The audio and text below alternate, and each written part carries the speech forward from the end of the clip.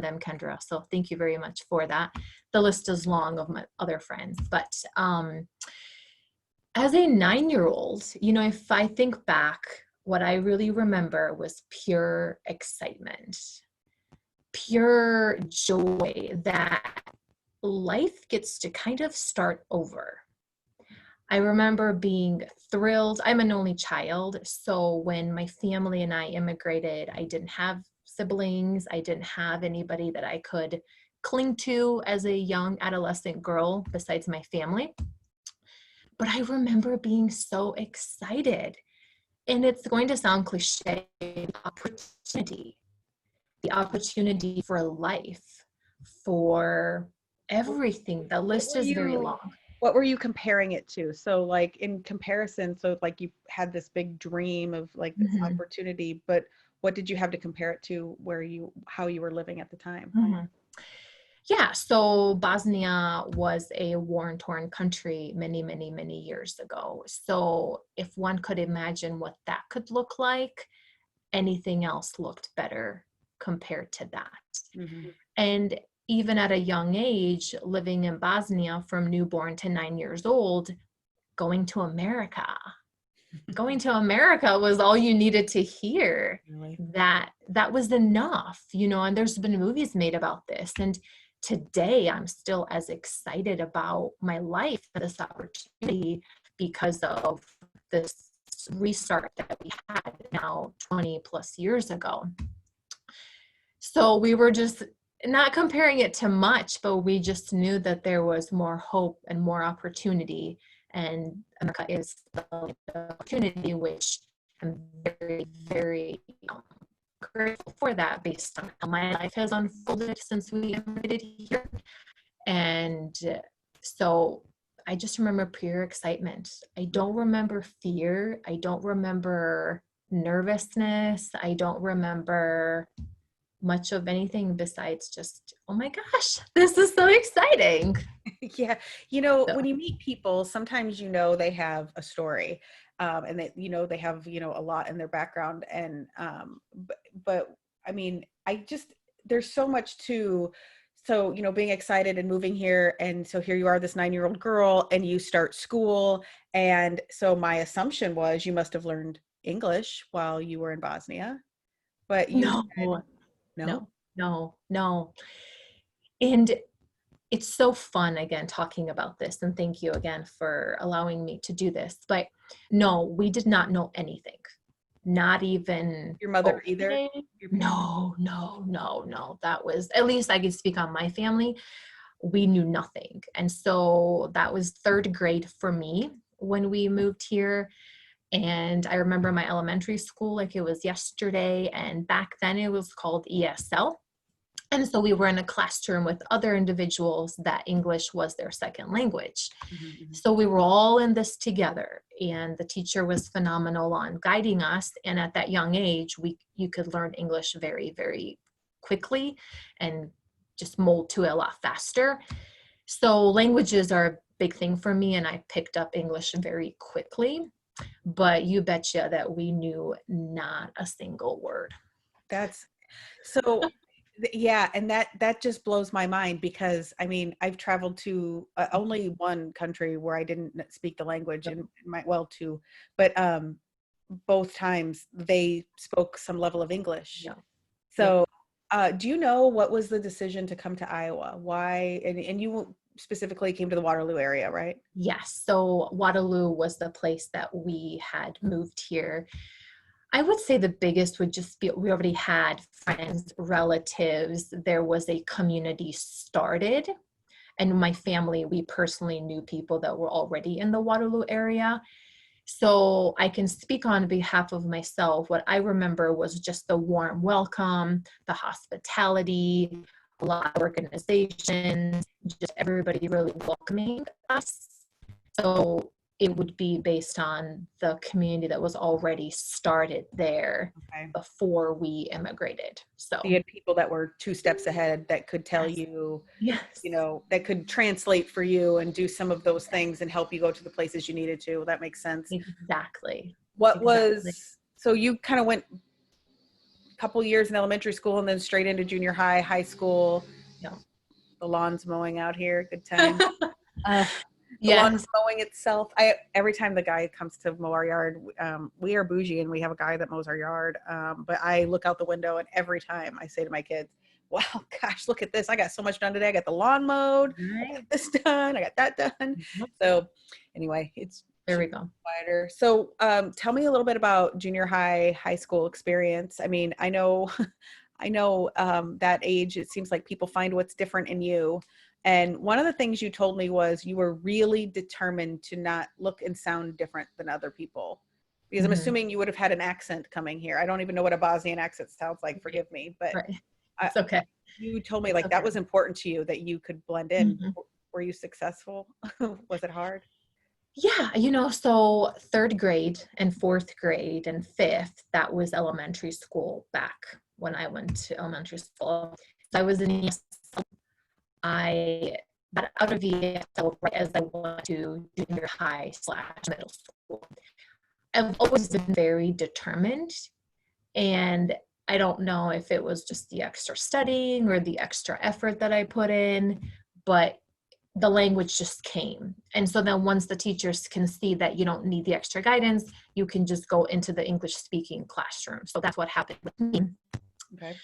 And I was actually having this conversation with another friend recently, and I always remember being determined to just focus on me and do my thing and know that I just got to get it done. And so as tough as junior high is and blending in, I always knew, a part of me always knew who I was at my core. And I was still so excited. I was still so happy. I was an overachiever. I was a bookworm. So I blended in my own way. And my friends, of course, we all had so much in common because we came from the same country. We're in this together. So that community took me far. Wow. So that's interesting that you say that, because I see that in you as an adult, as your friend, as, somebody that does a lot of work with you. Like, community is really, really important to you. You've really carried that through. And to the point you are, I mean, we'll kind of backtrack a little bit to your decision to be an entrepreneur, but now you do, you're leading a networking group and are really active in growing that networking group. Do you feel like that's a direct connection to how you needed a community growing up? Yeah. People are everything. And where would we be without our people? Where would we be without a team? Where would we be without the collaboration and just being there for each other? And we all have a story. So I would not be anywhere close to where I am if I did not have people that held my hand and helped me and guided me and understood me that everybody has a story. So as I started becoming an entrepreneur and learning even more so as a professional, that you always lock arms with people. Got to find the right people, have to find the people that can appreciate you and you appreciate them, and everybody's on the same level. So yes, community, collaboration, connecting, being there together, we can just do so much more. And that's really been my life, is I grasped onto that. I mean, I remember when we first touched base in America, it was in New York. And I remember being at the airport, like, hello, we just landed and we don't know a word, but there was still people there that we could connect with that still made us feel that we're here, we're okay, everything is good. So as I think on that, yeah, it's no wonder that I appreciate people and togetherness and working to make things happen. So that comes natural to me because we need people. Did you have to leave family behind in Bosnia? Yeah. Yep. So a lot to that story, but yes. And then some of our family moved here, some didn't, all reasons across the board. But yes, so everybody is kind of in different places. But yeah, that's tough. I can't imagine having to, I'm thinking about your mom, because that's the stage of life I'm in. I'm, in that parental place, and Mhm. thinking about your mom making that decision, like, I won't leave Iowa because I don't want to leave my family. Um, uh, Otherwise, I mean, y'all are keeping me here. Thanks a lot. I don't know, but I I can't, like, I'm, putting myself in the position of your mother. Like, I think, gosh, what a heavy choice to make, to say, like, I'm going to leave this. And I know she didn't leave in a secure place. It was Right. a war. And I have no way to even empathize with what she was really dealing with as a mom over there. But to, leave your family. And I'm sure there had to have been issue, I mean, I see people move across the country, and people are mad at them for leaving, so I Mhm. can't imagine that had to really cause some Right. stress for her. Yeah. Um, do you, so you, you said you were an overachiever, like, the kind of person that put your head down and got to work. Right. But I suppose that doesn't mean it wasn't hard. Did you, um, you had to deal with, I like, tell me about, did you feel like you dealt a lot with people putting you down or bullying or anything like that? Or were you able to kind of skate through it because of the community around you? Both, both. That's a fact. Um, I knew we were in a different place. I knew life was going to be a little bit different. I knew that it was just going to be weird, and understandably so. But I also didn't let that bother me because I had my friends, I had other people in the community that were in it together. And with that, one of my favorite things to talk about is we just figure it out. So we just do what we need to do to make it happen. And I remember having those thoughts even when I was younger, because I go, we already have a lot. Like, our life is really awesome. So the rest is just little trickles that really are irrelevant. But I remember feeling very much on, I'm happy. This is good. I get to go to school. I get to study, which I love to study. I get to be Yeah. with my people. And we, you know, I'll tell you why I asked you that, because I was an adult when you would have been moving here, and I mhm. didn't live far from the Waterloo area. Oh, that's right. No. And I remember what people Mhm. were saying Yeah. about the Yeah. Bosnians coming in. It Yep. wasn't nice. It wasn't nice. No. And Um, so I ask because, I mean, I remember the first time you told me you were from Bosnia. You are the first person I've ever met in my life mhm. that, first of all, maybe not the first person I've met in my life that's emigrated here, but the first one that I've had a real relationship with, Sure. and the first person that, like, I've ever known that was Bosnian. And I remember when you told me that, my heart sunk a little bit, because I was like, I know the opinions I held, um, with no basis to hold them. People said things, and I was like, well, they must be right. So Almost just people not said knowing. cruel things, Mhm. and I certainly, so that's why I asked. I know you had to have heard it too. Oh yeah. Oh yeah, trust me. And I know exactly what you're alluding to. A lot of things were Be careful. said. Yeah, I know, yeah. And it's different culture coming in, not just a few of us, mind you. There was a lot of us that, you know, populated a city, an area. So to say I understand, I don't know if I say that. All I say is that it was a change for a lot of people, but I also was really raised on just be the bigger person, just be kind, just be nice, and just be the bigger person. And Where, from my understanding, it's better now.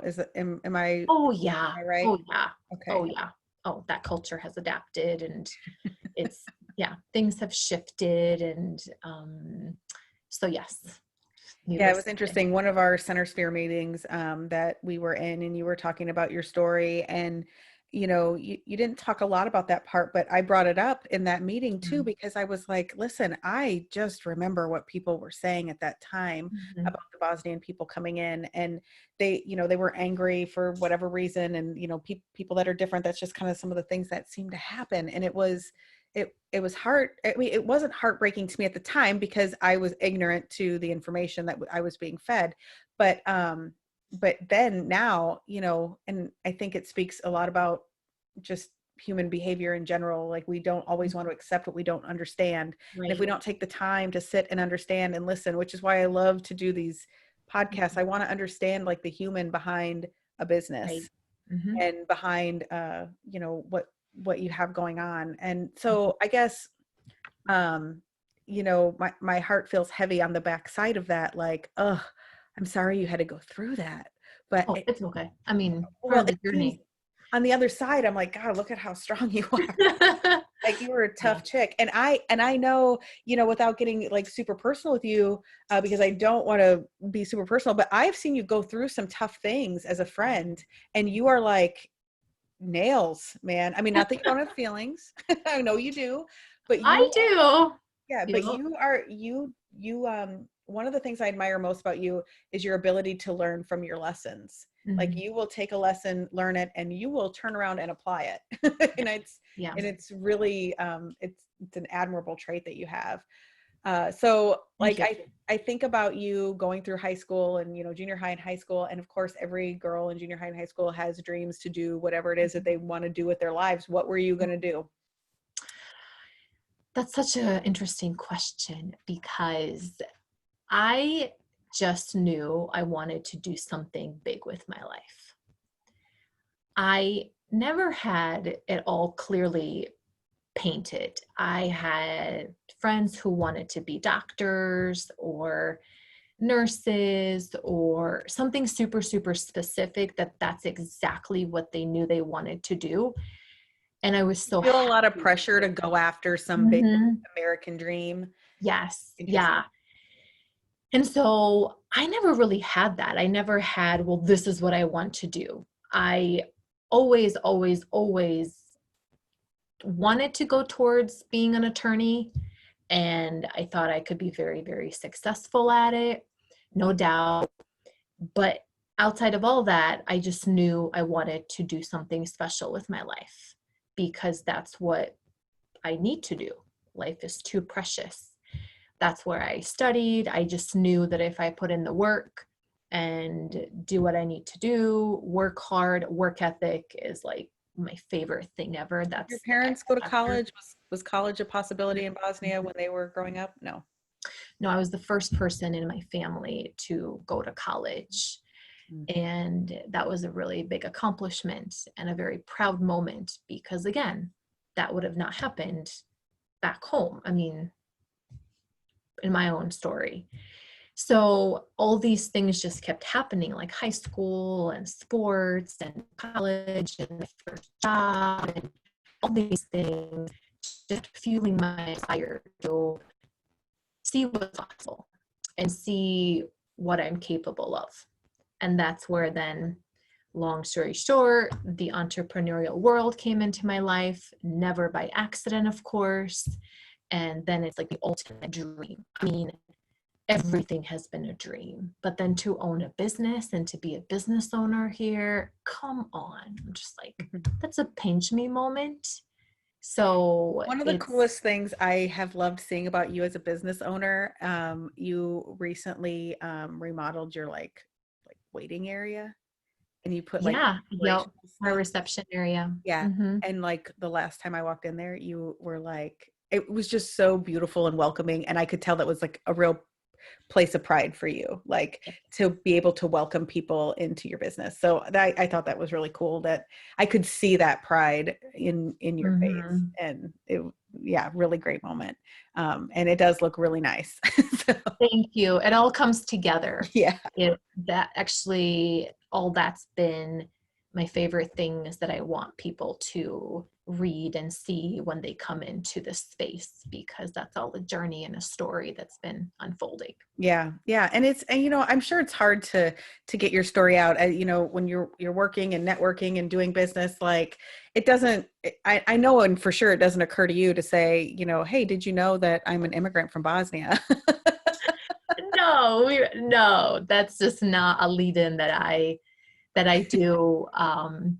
May not always be the best decision, but I just focus on the fact that leading by example and connecting with people, relating to them, all this, Kendra, has really allowed me to meet people where they're at Mm-hmm. and understand perspective, understand cultures, appreciate differences. I'm a learner, so I just love hearing about how different everybody is. Well, and like your American dream, you know, coming from the war-torn country and where things weren't great to now, I mean, I happen to know you've gone through school, you've uh, you know, opened your own business, you've been in business for 10 years. Over 8 years. Yeah, I thought it was Almost getting close 9. to 10, but I'm like, wait a minute, you're how old? And then and like to continue the American dream story, you've purchased your first home. I guess I'm not for sure if it's your first home, but Yep. you're in home ownership. And like, you Yep. know, like that's the things that I think sometimes Americans take for granted, Yep. that that opportunity has always been available to us. Yep. And it certainly has always been available to me. And you have given me a lot of perspective on appreciating that opportunity, the privilege and value that is there in front of us. And, you know, Yep. sometimes we miss the things in front of our face. What would you like, how does that feel to you to be the example of that for other people? That's a big question, I know. but perspective is everything. Knowing where you come from, never forgetting the journey and where it started, how it started. I've gotten really good at, one of my favorite phrases is staying in your lane and focusing on what I can control, growing me, becoming a better person. A lot of life is possible if we choose to stay dedicated, if we choose to work on our strength, if we choose to think about it in a way that will help us grow. And I only can speak on behalf of myself. Right. So everybody has different thoughts and opinions on this, but I know what's worked for me is I am Sajra and I am doing the best that I possibly can. And I'm growing, evolving, appreciating every single thing around me. And so gratitude is everything. I mean, any small accomplishment to me is a huge deal because I just pinch myself on a regular basis of, I cannot believe this is my life. I cannot believe I get to have all these people in my life. I can't believe I get to live in a great town. I can't believe I get to eat really good food and you know, have a nice car. Oh, it's not even a nice car, but it's a car. And it's just these small things that make life so good. Well, and sometimes And we get there, we get to, you know, having the nice car and going out to eat yep, and doing those things. yep. And we forget that we would have prayed for that Mm-hmm, another time. And I know that's yep, something I have to remind myself of, because yep, I know you and I are the same. We're always going for the next goal. When yep. we hit this goal, like forget this goal. Like I'm working on the next one. And it makes us sometimes not appreciate where we are right now and how far we've come. And, Mm-hmm, you know, so I think that's a really good reminder. And it's just, it's very heartwarming to hear your story, because I think it's a good reminder to appreciate what we have, and absolutely. where we're going, where we've been, Mm-hmm, and that American dream story is still really real in 2020. And so many people mm-hmm, would just beg for the opportunity. So absolutely. Yeah. Um, I'm very passionate about talking about the American dream, what's possible, work ethic, growth. All of that is in front of us.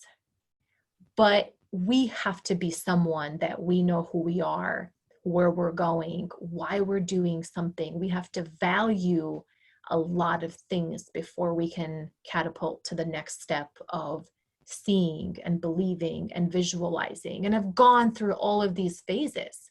Right. I've been through the phase of where I kind of, the accomplishment wasn't good enough because what's next? What's next? What's next?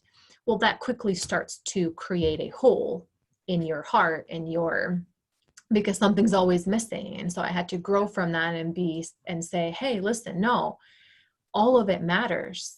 And then you just get more open and everything comes flooding. So life is really, really, really good. And our perspective matters. And gratitude is everything.